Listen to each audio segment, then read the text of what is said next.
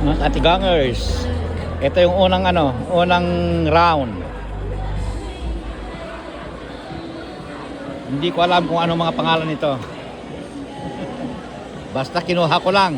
Kasi ito, dapat alam ko lahat ito. Kasi ando dun sa menu ito sa EO namin. Kasi ako ang nag-prepare ng mga gamit eh. Kaya alam ko kung ano yung yung mga pagkain. Ando doon lahat. Kasi kagaya nito, kailangan ng shepers yan. Lahat yan may shepers yan. Kasi buffet ito eh. Kasi mainit na pagkain, nasa shepers yan. Kaya alam ko kung ilan ang shepers nilalagay ko, ilan ang buffet na gagamitin. Kasi ito, maluwag ito eh. Kaya maraming buffet ito eh. Ayan, maraming buffet. Ayan, nakapila sila. Nauna na ako. Ayan. Kasi malapit ako sa buffet. Kaya lang, hindi ko binasa. Pero ito, salmon ito, alam ko ito. Okay. Kainan na. Ito, tinatanong sa akin kung paano daw lalaban ito. Kasi itong mga sequence nito, nakatahi, ayan oh. Sabi ko, dry clean siguro.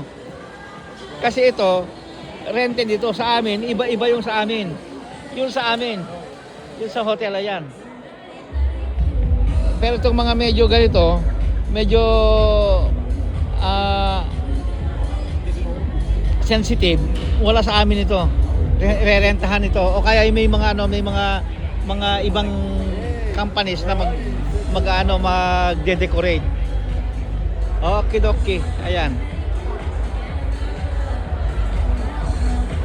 Yung mga sandilya ang lalaki, parang lutuan ng ng alak.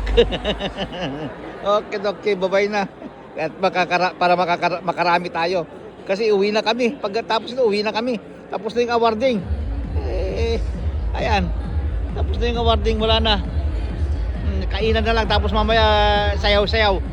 Hindi ako marunong sumayaw eh. Alam ng mga kasama ko ito eh, yung Benotans. Alam namin, lahat kaming apat, walang puro kaliwa ang kapaan namin eh. Ito, wala pang wine, mamaya isa-serve yung wine dito. Yun mga magse-serve yan. Okay. Lamon na, bye-bye.